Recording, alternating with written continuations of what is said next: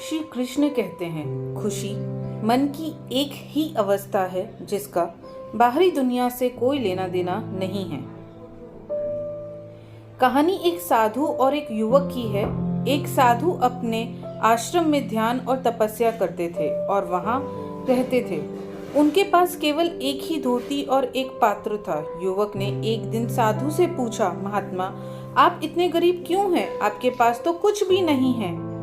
साधु मुस्कुराए और उन्होंने युवक से पूछा, तुम्हारे पास क्या है? युवक ने दीर्घ विचार किया और फिर उत्तर दिया, मेरे पास बहुत सारी संपत्ति और माल है, एक बड़ा घर है और आलस्य का समय है।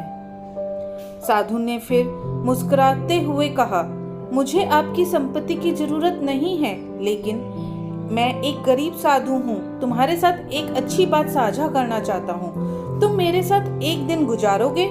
युवक मान गया और बोला, मैं बिना अपनी संपत्ति और अधिकारों के बिना एक दिन आपके लिए अपने जीवन का साझा कर सकता हूँ। अगले दिन युवक साधु के साथ दिन बिताने के लिए निकला। साधु ने उसे गांव के बाजार में ले जाकर बिना किसी कीमत के बदले काम करने को कहा। युवक ने पूरे दिन कठिन काम किया और कोई कीमत नहीं ली। तब तक उसका मन शांत था। शाम को वह युवक वापस आकर साधु से मिला और कहा, मुझे अपनी संपत्ति और माल की कीमत का एहसास हो गया है। यह वास्तव में ही अनमोल है। साधु ने हंसते हुए कहा, इसी तरह की संपत्ति और माल की जरूरत है जो हमारे पास नहीं है। जब हम उसके बिना खुशियों की कीमत को समझते हैं, तुम अब समझ गए हो कि खुशियां सिर्फ संपत्ति में नहीं बल्कि संतुलन और साझेदारी में भी होती है।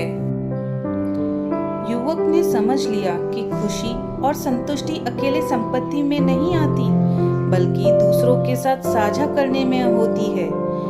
यह कहानी हमें यही सिखाती है कि खुशियां और संतुष्टि को संजीवनी बनाने के लिए आत्मा की साझा बहुत महत्वपूर्ण है। आशा है आप सभी को ये कहानी प्रेरित करेगी। राधे राधे।